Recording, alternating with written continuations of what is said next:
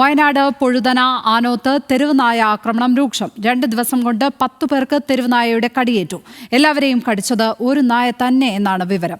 ഒരാളെ കോഴിക്കോട് മെഡിക്കൽ കോളേജിലേക്കും മറ്റുള്ളവരെ വൈത്തിരി ആശുപത്രിയിലേക്കും മാറ്റി. കൂടുതൽ വിവരങ്ങളുമായി ഇപ്പോൾ ആഷിഖ് റഹ്മാൻ ചേരുന്നു. ആഷിഖ്, എന്തൊക്കെയാണ് ലഭിക്കുന്ന വിവരങ്ങൾ? എപ്പോഴാണ് ഈ തെരുവുനായയുടെ ആക്രമണം അവിടെ ഉണ്ടായത്? അവിടെ പൊതുവെ നായശല്യം രൂക്ഷമായ ഒരിടമാണോ?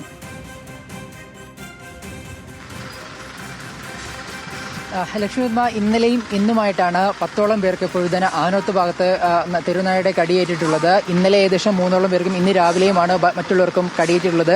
ഇത് ഏറ്റവും പ്രധാനം ഒരാളെ കോഴിക്കോട് മെഡിക്കൽ കോളേജ് ആശുപത്രിയിൽ പ്രവേശിപ്പിച്ചിട്ടുണ്ട് എന്നുള്ളതാണ്.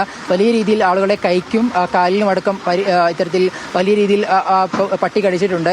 ഒരു നായ തന്നെയാണ് ഈ പ്രദേശത്ത് ഉള്ള ആളുകളെ കടിച്ചതെന്നാണ് ഇപ്പോൾ ജനപ്രതിനിധികൾ അറിയിക്കുന്നത്. 3ഓളം വാർഡുകളിലായിട്ടാണ് ഈ തെരുവുനായ ആളുകളെ കടിച്ചത്. അങ്ങനെ 10ഓളം പേർക്ക് നിലയിൽ പരിക്കേറ്റിട്ടുണ്ട്.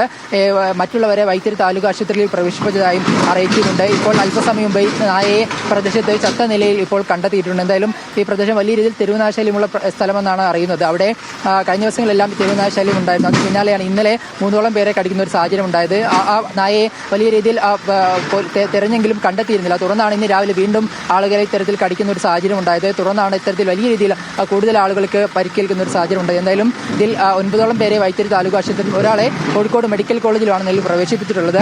ആരുടെയും നില ഗുരുതരമല്ല എന്നുള്ളതാണ് അറിയുന്നത്. ലക്ഷ്മിപത്മ. ആഷിഖ് റഹ്മാനാണ് വയനാട്ടിൽ നിന്ന് വിവരങ്ങൾ പങ്കുവച്ചത്.